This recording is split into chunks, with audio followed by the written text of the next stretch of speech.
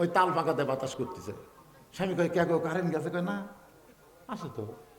তো কারেন্টের ফ্যান বাদ দিয়ে তাল পাকার বাতাস, কয় কারেন্টের ফ্যানই তো আমার সতী।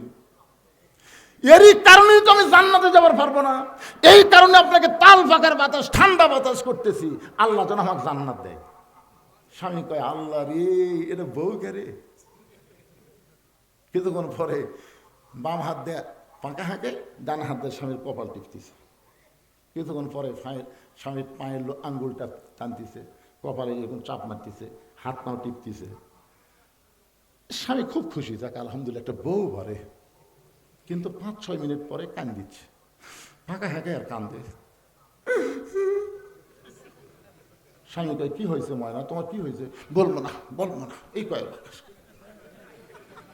স্বামী কয় কি হয়েছে কলজা, বলো। বলবো না, আপনি বলে আমার কাম হবি, তাই লাভ নাই, নিজেই কান্দি, আপনি বলে লাভ।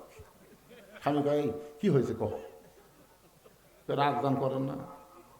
হচ্ছে না, রাগ করবো না, বলো কি হয়েছে। বলে এমন কষ্ট গো, তুমি যখন ব্যবসা করবার যাও, চাকরির যাও, মাঠে ময়দানে যাও, তখন তোমার বুড়া বাপ আর বুড়ি মা সবসময় ফ্যাস করে, আমার কলজার মধ্যে আগুন ধরে দিছে। তুমি যদি এই বুড়া বাপ মায়ের সাথে থাকবার চাও, তা আল্লাহর রাস্তায় আমার বাপের বাড়ি পেটে দাও। আর যদি আমার সঙ্গে জান্নাতের সংসার করবার চাও, এই বুড়া বুড়ি বাদ দেওয়া লাগবে, অমা আলাইনা ইল্লাল বালাক। আমার ওয়াজ শেষ, এখন আপনার কি ওয়াজ করেন? স্বামী চিন্তা করতেছে, এই পাকার বাতাস করে মাথা টিপে আঙ্গুল টিপে, এই তো ভালোই একটা ওয়াজ করলো রে। বিবেকের আয়নায় ডুব দিয়ে দেখে, ওয়াকাদা রাব্বুকা আল্লা তা'বুদু ইল্লা ইয়াহু ওয়া বিল ওয়ালিদাইনি ইহসানা।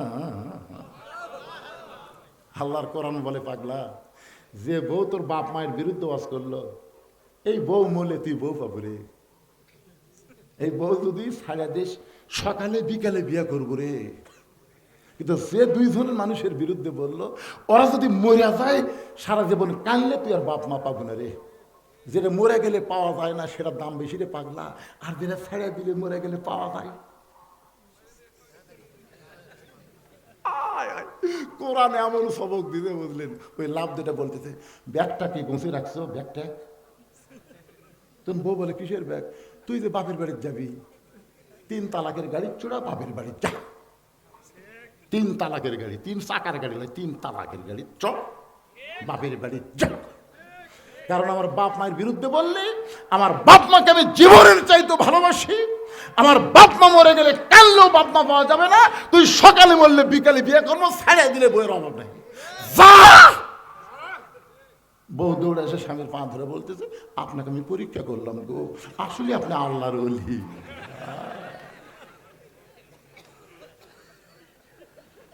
আল্লাহ নবী বললেন, ফাতেমা, সব সময় যে আমল করতে হবে সে আমলের নাম হলো পর্দা। ও ফাতেমা, সবসময় পর্দার মধ্যে থাকবা।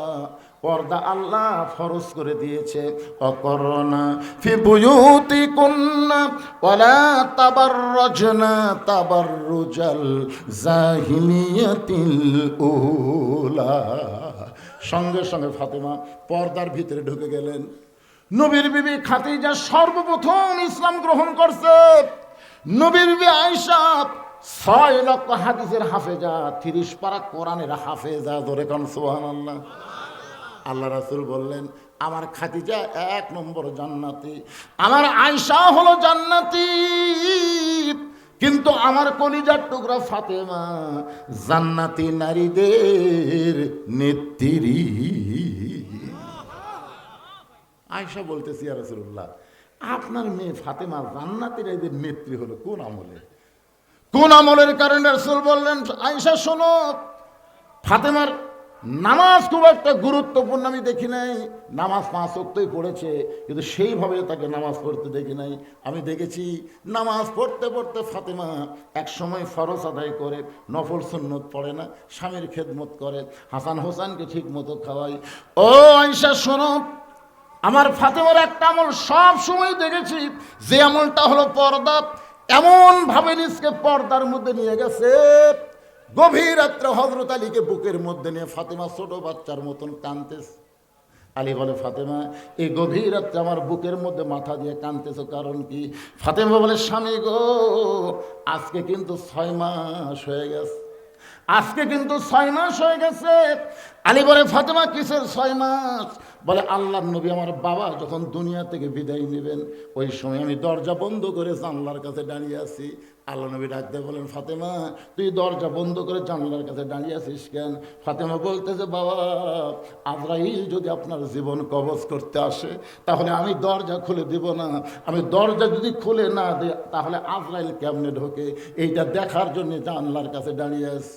আল্লাহ রাসূল বলে, ফাতেমা তুই কেন দরজা খুলে দিবি না? মৃত্যুর সময় যখন হবে তখন সবাইকে দুনিয়া থেকে বিদায় দেওয়া লাগবে। ফাতেমা বলে, বাবা আপনি জানেন না বাবা, আপনি তাইফের ময়দান থেকে রক্তমাখা শরীর নিয়ে যেদিন এসেছিলেন মক্কায়, সেদিন আমি বুঝতে পারলি বাবা ছাড়া মেয়ের কেউ নেই। ও বাবা, আমি ফাতেমার জীবনের চাইতে আপনাকে বেশি ভালোবাসি। আজরাইলকে আমি জোর হাত করে বলবো, আজরাইল জানটা যদি কবজই করতে হয় তাহলে আগে ফাতেমার জানটা কবজ করে তারপরে আমার বাবার জানটা কবজ করো। আমি ফাতেমা দুনিয়াতে থাকবো, আমার সামনে আমার বাবাকে নিয়ে যাবে এইটা কখনোই আমি হতে দিব না। রাসূল বলে, ফাতেমা আয় আয় তুই আমার কাছে আয় মা। ফাতেমা যেই মাত্র নবীর কাছে, নবী কানে কানে বলে দিলেন, ফাতেমা রে এই দুনিয়া থেকে বিদায় নেওয়ার পর সর্বপ্রথম তোর সঙ্গী আমার দেখা হবে। আল্লাহর নবী আমাকে বলেছেন মাত্র 6 মাস পর এই দুনিয়া থেকে বিদায় নিবি ফাতেমা, কোনো চিন্তা করিস না। আমি সেদিন থেকে গণনা করতেছিলাম, আজকে রাত্রেবেলা আমার 6 মাস পূর্ণ হয়ে গেছে। আলী বলে, ফাতেমা তোমার বাবার চিন্তায় তুমি কি তোমার সন্তান 2টাকে ভুলে গেলে? তুমি কি জানো তোমার হাসান হোসেন সবসময় মদিনার অলি গলি কান্দে আর বলে, আমার নানা কোথায় রে, আমার নানা কোথায় রে? ফাতেমা রে এই 6টা মাস আমি হাসান হোসেনের মুখের দিকে তাকায় দেখছি, চোখের দিকে তাকায় দেখছি, এদের 2 ভাইয়ের চোখে কোনো সময় পানি ছাড়া দেখতে পাই নাই। যেই সাহাবী ভাই তারে জিজ্ঞেস করে আমার নানা কোথায়, নানা ছাড়া আমরা থাকতে পারবো না। 6টা মাস হলে তোমার 2টা সন্তান নানা নানা বলে কাঁদতেছে, আর আজকে গভীর রাত্রে যদি তুমি দুনিয়া থেকে বিদায় নাও তাহলে বলো ফাতেমা তোমার সন্তানকে আমি কেমনে সামাল দেব? ফাতেমা বলে, স্বামী গো আমার বাবার জায়গায় দুনিয়ার কেউ জায়গা নিবার পারবে না। লিল্লাহে তাকবীর। ফাতেমা বলে, স্বামী এই দুনিয়া থেকে রাত্রিবেলা যখন বিদায় নেব, বিদায় নেওয়ার পরে আমার চিন্তা চাওয়া আপনাকে পুরা করা লাগবে। মাত্র 3টা চাওয়া আপনার কাছে। আলী কান্দার বলে, ফাতেমা দুনিয়ার জীবনে গরিব ছিলাম বলে তুমি কিছুই চাইলা না। আসলে এই দুনিয়ার জীবনে হযরত আলী এত গরিব ছিলেন যে গরিব থাকার কারণে ফাতেমা কিছুই চায় নাই। একদিন দুপুরবেলায় ফাতেমা হযরত আলীর সামনে এসে দাঁড়িয়ে আছে আর মুচকি মুচকি হাসতেছে। আলী বলে, ফাতেমা তোমার মুখের মধ্যে হাসি দেখতে পাই কারণ কি?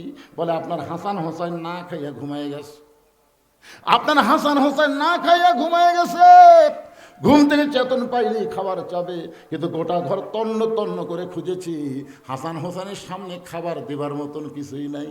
এখন চেতন পায় যদি ওরা নানার কাছে যায়, আমি জানি আমার বাবার বাড়িতেও খাবার নাই।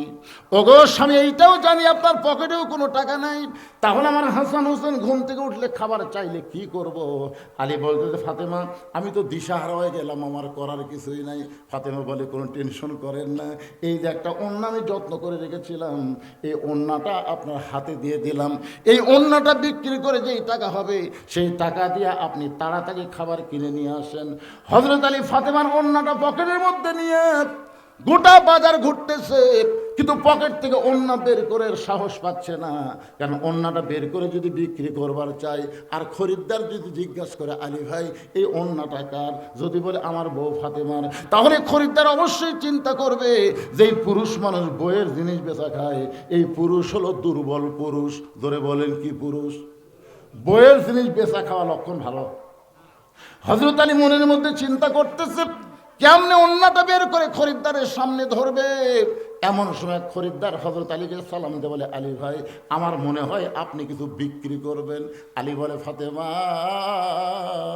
যখন খরিদ্দার বলেছে আমার মনে হয় কিছু বিক্রি করবেন, সঙ্গে সঙ্গে চিন্তায় পড়ে গেলাম, এটা কি খরিদ্দার, আমি বিক্রি করব, আল্লাহ ছাড়া দুনিয়ার কেউ জানে না। তাকে দেখে খরিদ্দার একটা থলিয়া ব্যাগ তার মুখটা ফাঁক করে ধরে রাখছে।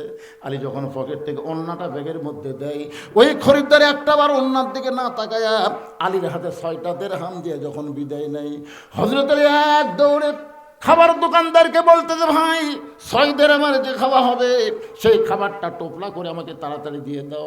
আমার সন্তান কাঁদতে কাঁদতে ঘুমাই গেছে ক্ষুধার জ্বালায়, সে এতন পাইলেই খাবার চাবে। দোকানদার তড়িঘড়ি করে 6 দিরহামের খাবার টোপলা হযরত আলীর হাতে যখন দেবার চাই, হযরত আলী দোকানদারের কাছ থেকে যখন টোপলা নিবে, এমন সময় টাকা দিয়ে টোপলাখানা নিবে, এমন সময় এক ফকির এসে আলীর সামনে কান্দার বলে, আলী রে, আজকে 3 দিন হলে আমার বাড়িতে কোনো খাবার নাই, যদি পারো আল্লাহর রাস্তায় আমাকে সাহায্য করো। আলী মনের মধ্যে রাগ করলেন, সন্তানের জন্য খাবার টোপলা নিব, আর এমন সময় ফকির সামনে দাঁড়ায়, এসে কি করবে, মনে হয় ফকিরকে বলবে মাফ করো। এমন সময় আল্লাহর কোরআন বলতেছে, আম্মা সাইলা ফালা তানহার, আলী রে, ফকিরের সঙ্গে খারাপ ব্যবহার করিস না। হযরত আলী 6টা দিরহাম থেকে একটা দিরহাম যখন ফকিরকে দিবে, মনে মনে সিদ্ধান্ত নিয়েছে 5 দিরহামের খাবার নিয়ে বাড়ি যাবে। এমন সময় কোরআন বলে, ওয়ামা তুনফিকু মিন শাইইন ফি সাবিলিল্লাহি ওয়াফা ইলাইকুম ওয়া আনতুম লা তুযলামুন। আলী, ফকিরকে একটা দিরহাম যদি তুই দান করিস, আল্লাহ তোকে 10টা দিরহাম ওয়াফা ইলাইকুম ফিরিয়ে দিবে। তুই যদি 2টা দিরহাম দান করিস, আল্লাহ তোকে 20টা দিরহাম ফেরত দিবে। আলী রে, তুই যদি 6